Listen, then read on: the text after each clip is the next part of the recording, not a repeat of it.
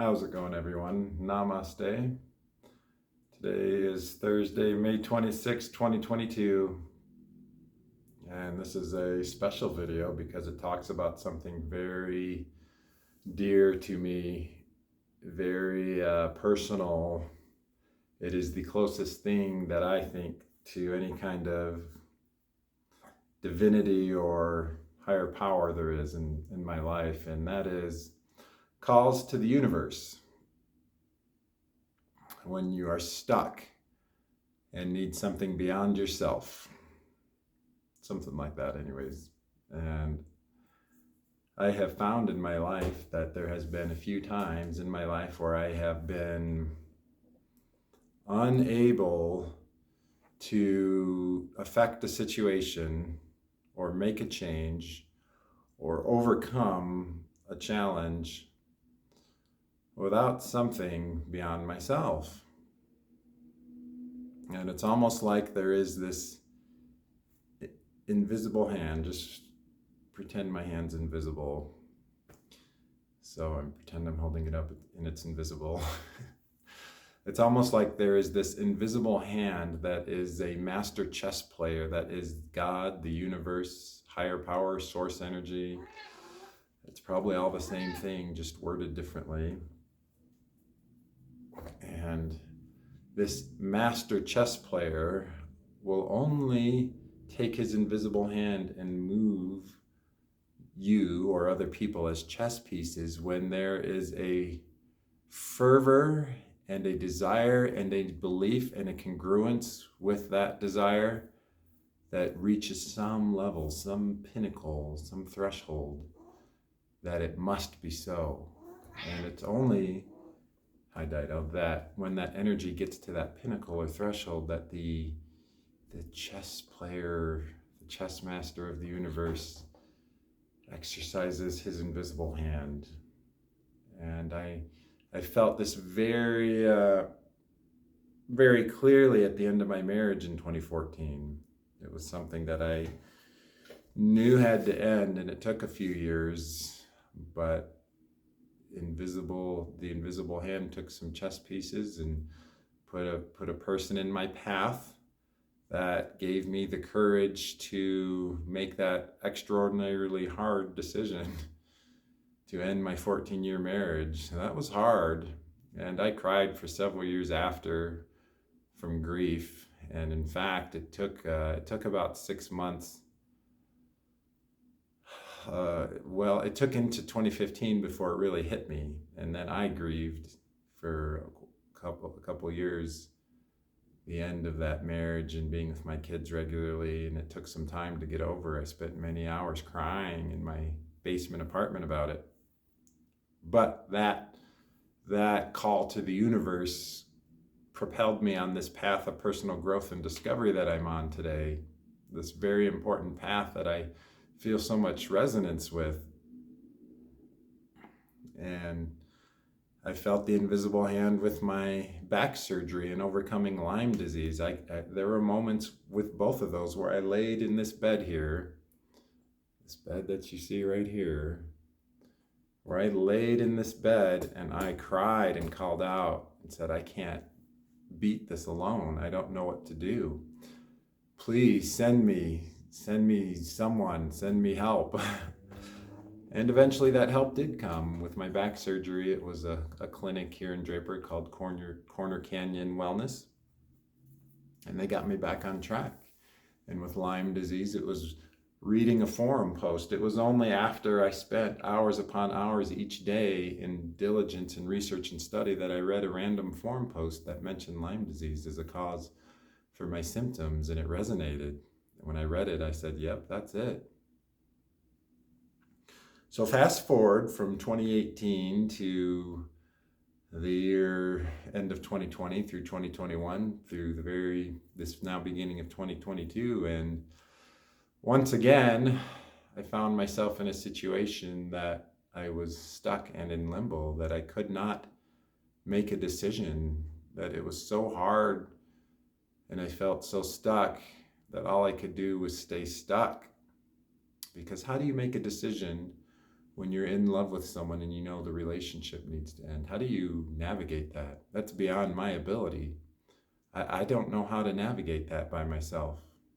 I don't have the skill or the fortitude or the self mastery or improvement to handle that. So I put out another call to the universe. And I said, I don't know what to do here. I need something to happen. I need something to happen so that progression can once again begin on both our ends. And lo and behold, eventually some events happened that blew it up and made it explode. And after it all happened, I said, wow, the invisible hand moved at chess pieces again to make this happen. And here I sit now alone in my condo, about to start into June, and I'm wondering where I'm headed. I'm on a sailboat lost at sea, traversing the waters and trying to find my new normal after getting so used to being with someone constantly. It's an adjustment period, and I have not fully grieved the end of my last relationship. So I'm on this sailboat in open waters. I'm going out dancing, meeting new people, and I remember like 4 weeks ago, I was at my martial arts class. That's been a new thing I've been doing that would not have materialized without this past experience. And I remember sitting in my car and I was crying and I said, I am so scared right now. I'm so afraid. I'm terrified. I'm sitting there in my car alone and going to this dojo with all these people I don't know and doing holds and grabs and punch and kicks and takedowns and things that I just I don't have any experience with. And, I'm going to go there tonight and I'm starting to get used to it. That fear is starting to go away. But the end of significant relationships take time to fully grieve from, at least for me. I'm a deep thinker, a deep feeler, and it's not something I can just quickly and instantly move on from. Even trying cord cutting and energy divorces did not circumnavigate the grieving process. That's still there. But the call to the universe was answered. Clearly, I became congruent to a point where I knew that I was going to die. Both of us were going to die without intervention. And intervention occurred. As you can see, I'm here by myself. So where are things headed now? Well, I'm on a path to becoming a black belt. It's going to take some time. I am journaling and trying to process the past still, very much so, trying to come to an understanding of truth and reality, trying to become a better version of myself, to take heartbreak and grief and grow new roots and limbs, and metaphorically speaking, to be better than I was in the past. And it's a hard process. It's a gut-wrenching process. I am human. I am Jeremy the human. First and foremost, I am human, and I am affected as a mortal just like any other human. I feel pain, sadness, anger, frustration, grief, fear, doubt, uncertainty, all the human emotions I also experience. And I have to navigate these just like anyone else. And I've had plenty of these emotions come up. And so I look at what the purpose of my life now is in this new chapter, and I can feel it. It's like Gandalf said in Lord of the Rings, the Return of the King, I think it was. The deep breath before the plunge as a metaphor before the Battle of Minas Tirith.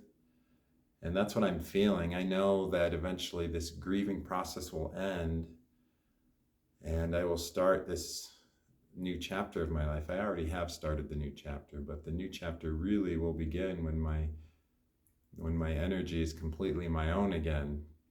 And I know that only time can create this. Time in my own self-work is the only thing that will bring me to this wholeness once again. I can't, no one can bring me to the state of wholeness for me. I have to make it so myself. And only then, in that state of wholeness, will I seek after another relationship. Because I do want to love again. I want to connect. I am a connector. I am absolutely a connector. And whoever the next person I connect with must be incredible in all facets and aspects of life. She must be incredible. And that's an absolute must. So I'm dipping my toe into dating and meeting people. It's very, very kind of light toe dipping. I had a date last week, I think it was, or was it this week? I can't remember. I might have one next week. It's just a very slow process of getting myself back into this mode of what is it like to be single and to mingle and meet people and to begin that quest again to find that incredible person, because the last person I was with was pretty damn incredible. She was, and that's going to be tough to replicate that, but I believe I can because of who I am as a person. If I found love once, I can do it again. I know I can do it again, and I don't know when it'll happen, everyone. I don't know when it will happen. I don't know when I will sit down here on my YouTube channel with whoever it is that's next, but you all must know that she must be a very incredible soul. She must be someone where both of us look at each other with deep love and connection in our eyes. You'll know it as you see it. And so the purpose of my life now is to sail on this metaphorical boat into the unknown waters, work on becoming a black belt, continue to do yoga daily and weight lift, martial arts, kicking. I have a very deep affinity for kicks for some reason. I do hundreds of them a day with each leg now, and I'm really starting to get some good snapping and gunshot-like sounds on the heavy bag. It's so cool. And and then I'm working on the aspects of me, my shadow side, the aspects of me that are many would consider less than desirable. I'm 44 years old. I'm still a young man. As I look at myself, even doing this video here, I'm still a young man trying to navigate life and trying to overcome my weaknesses and my flaws and weaknesses, because I'm a mortal man. I get all the stuff that y'all experience, but this self-love and acceptance of myself exactly as I am is a key healer. I can feel it.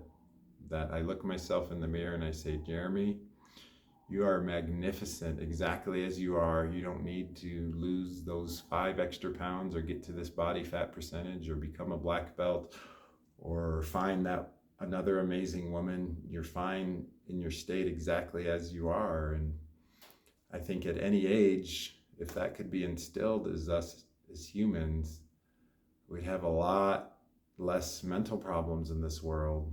The 5-year-old who can't contribute as much as the 30-year-old is of no less value because they're 5 and all they know how to do is kind of break a few things and throw temper tantrums and whatever 5-year-olds do. It's been a while since my kids were 5, so whatever 5-year-olds do.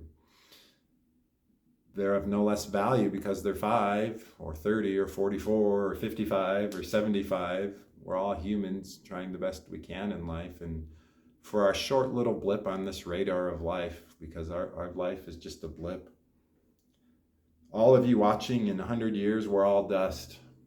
We're all dust, probably, barring biotechnology improvements. We're probably all dust in the wind, dust to the earth.